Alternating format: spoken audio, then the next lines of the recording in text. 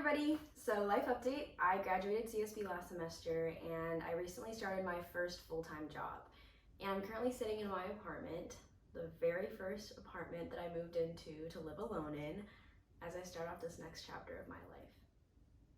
But before I can fully move on, I felt this tugging inside to sit down and properly give closure to my college years.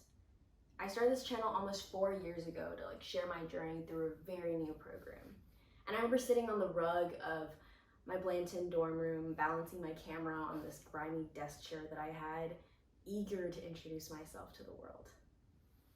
But as my time in CSB went on, I experienced obstacles and deterrents that dampened the hope I had. I felt more and more hesitant to share.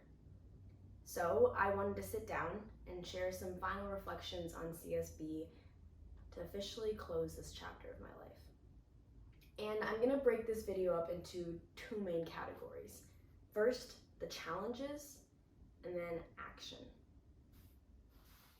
To start, I'm gonna share some major challenges that I felt the program faced in its first cohort. And I'm gonna break this part into three main parts: the people, the administration, and the curriculum.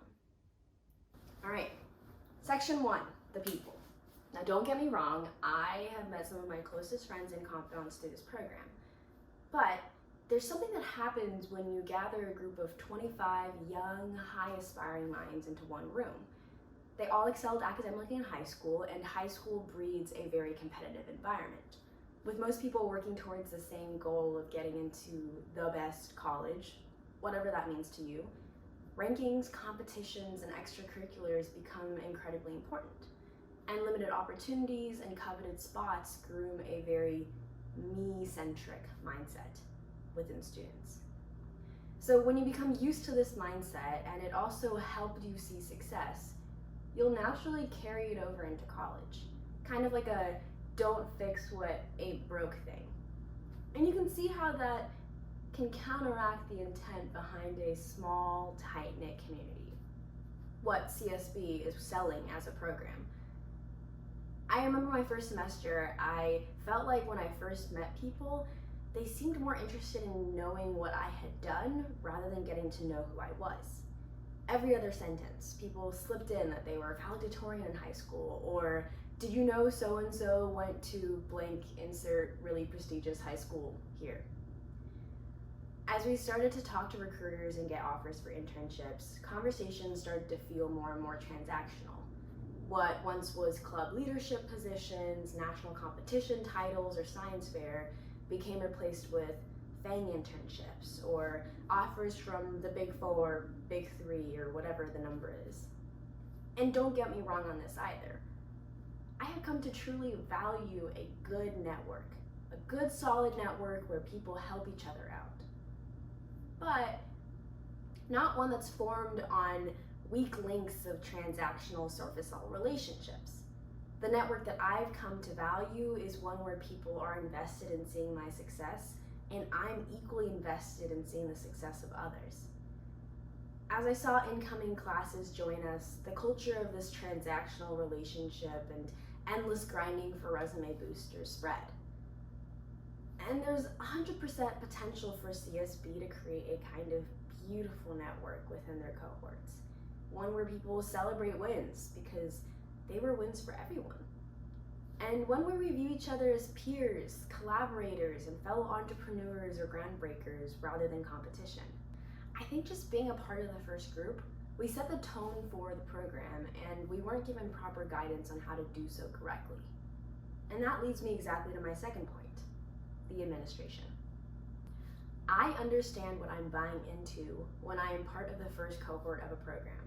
I expected hiccups, but when you're piloting something new, it's important to be open to feedback, changes, and pivots. And there were two main hindrances about the CSB administration that made my personal experience less than ideal. So once again, I'm going to break this section up into two parts. First, the internal clash between two departments with two very different priorities, and two, the unwillingness to take action on student feedback. CBHP, the Canfield Business Honors Program, has a very specific set of priorities for their business students. And UT's computer science program also has very specific priorities for their computer science students. When you try to form a combined program, these priorities will naturally oftentimes clash. This showed in my experience through overlapped course loads and learning the same concepts multiple times through classes in different departments. I often found myself punted between the two sides. If I had an issue with something, I didn't know who to go to, and when I finally found someone who listened, it would be a finger point to the other direction. The lack of a unified support system made me, being a student trying to balance two identities, very difficult. And oftentimes I felt as if I had no one ever truly advocating for me. Additionally, I often received comments from administration that they were simply just misinformed because each side lacked knowledge and context on the other major. For example, a peer once told me about a conversation he had with one of the business staff members, asking him why he decided to even choose a software engineering offer. Why not a consulting offer? Why not a tech marketing offer? My peer candidly and respectfully shared the pay for software engineering that was simply significantly higher, and that made that field a lot more attractive to them. When he shared his pay range to the staff member, they were shocked and did not realize the disparity. And during many conversations I had with program leaders on the business side, they would question why weren't we going into professions they designed the program for. For example, tech consulting, tech marketing, etc. It feels disconnected and strange to me that someone who is appointed to lead this program doesn't seem to fully understand what the potential industries we can go into look like.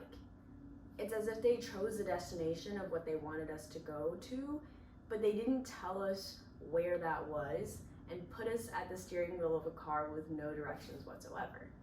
The moment we started to veer off track, they criticized us when we have no idea what we're doing.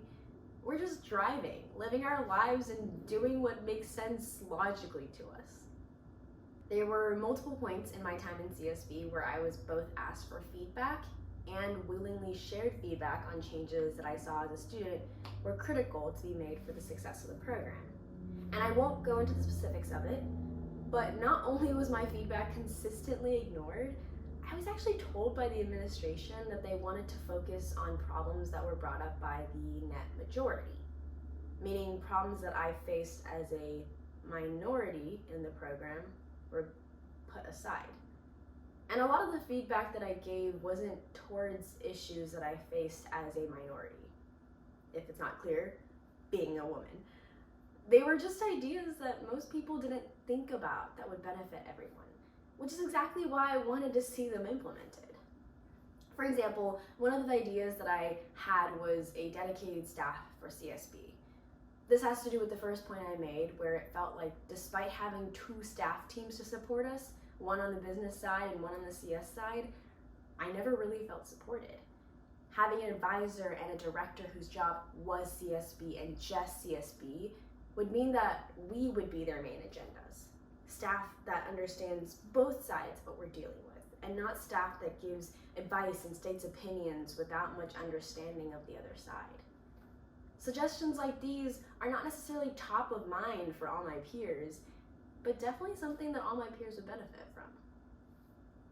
So when you say that you're addressing issues that the net majority faces, you're essentially building a program that will be tailored to individuals in the majority, which will in turn continue to attract the majority. Just because a concern isn't a common concern, it doesn't mean it can't be for the common good.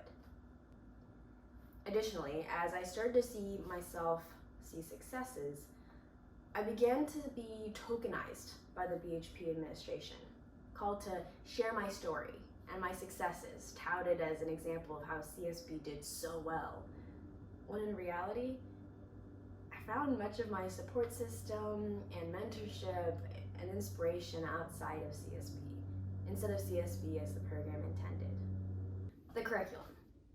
A dual degree program is a balancing act of two identities for a student. At least when you initially start, because you don't know what directions you can go or where you want to go. In computer science and business as separate majors, there's typically tracks, these typical career paths a student can go down within that major. Starting CSB, we were left to kind of figure that out on our own. And in theory, that sounds great. We get free rein to explore and decide where among this spectrum of interdisciplinary education we want to land. But keep in mind that we're freshmen, 18-year-olds who just graduated high school and are trying to understand adulthood. Our course load was very cut and dry, an allocated requirement of CS honors courses and Canfield business honors courses. No CSB specific courses geared towards the marketed intersection often left me feeling like I had to choose a side in order to find my own career identity. The lack of curriculum or programming that showed me examples or ways that I could utilize both business and technical skills left me feeling really lost. In fact, my peers and I were actually burdened with organizing events with companies, seeking out examples for ourselves, all while balancing these intense workloads and projects. While the burden of decision should be on the student, I think the responsibility of role models, exposure, and programming, at the minimum, education on the possibilities, falls under that of the program.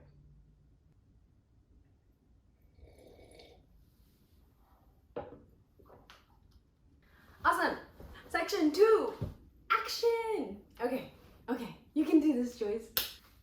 For those who know me, I'm never really someone to keep quiet when I see issues. So naturally, during my time at CSB, I tried to take action about the various challenges that I saw in the program.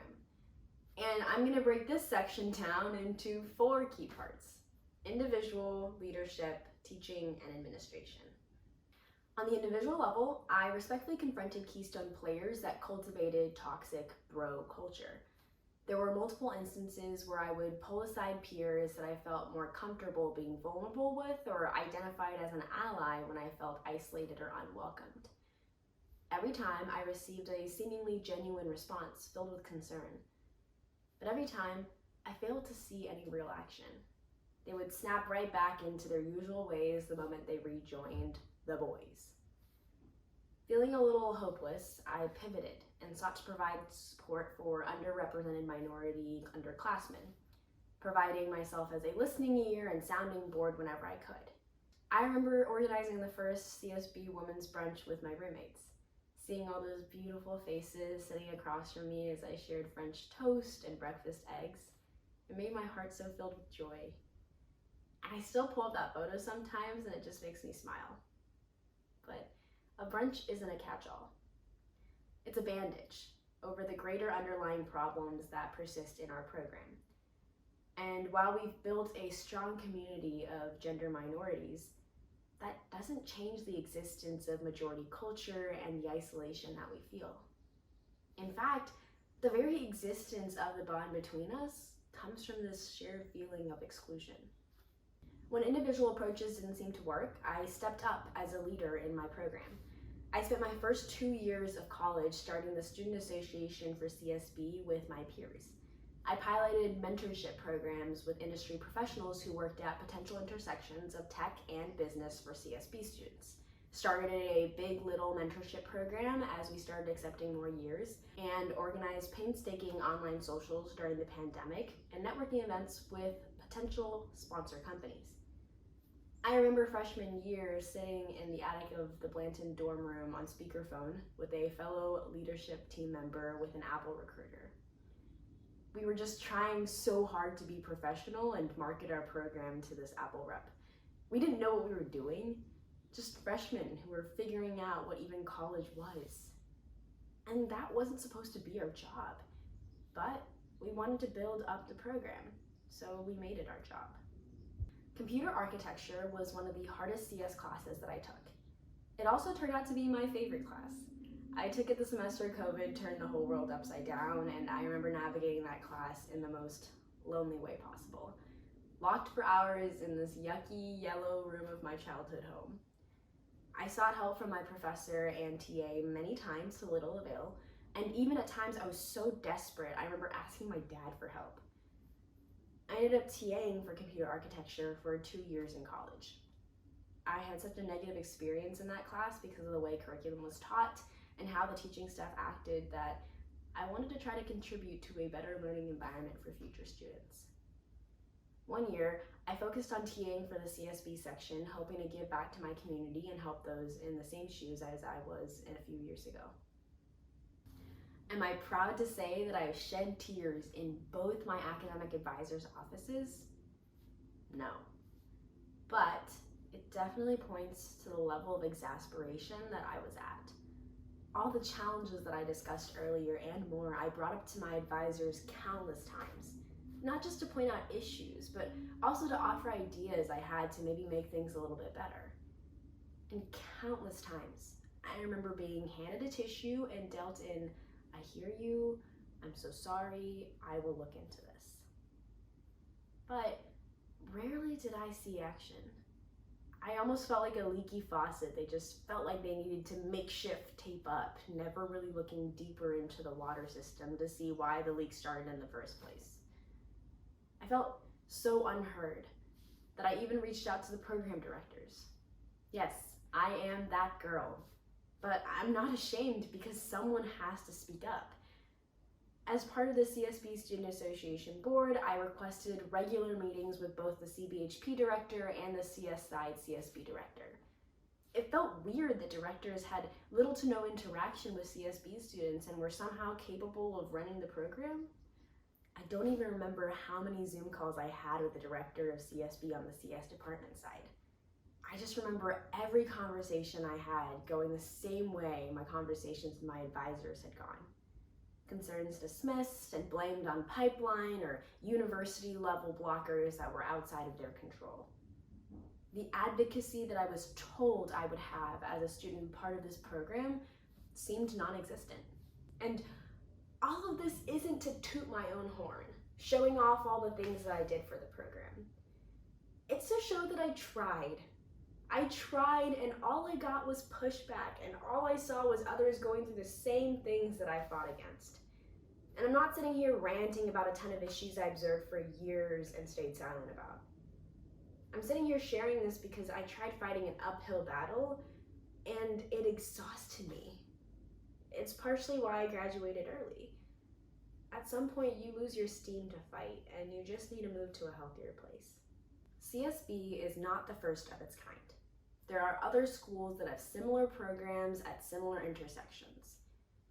I see potential in this program. I've also lived a very unique experience as part of the first cohort of this program. I will never say that I regret being a part of this, but it has definitely forced me to face certain prejudices and expose me to experiences that have made me fight for my mental health. I am where I am now, and I'm at a place where I'm looking forward to what's next in my life. This state is what has allowed me to share my reflections. Sharing this isn't a defamation of CSB, but rather a reminder to people interested that there are flaws and to set realistic expectations. Additionally, it's a call out to the people who run this program and who are in this program, that you have power to shape this program to be better. So why not do that?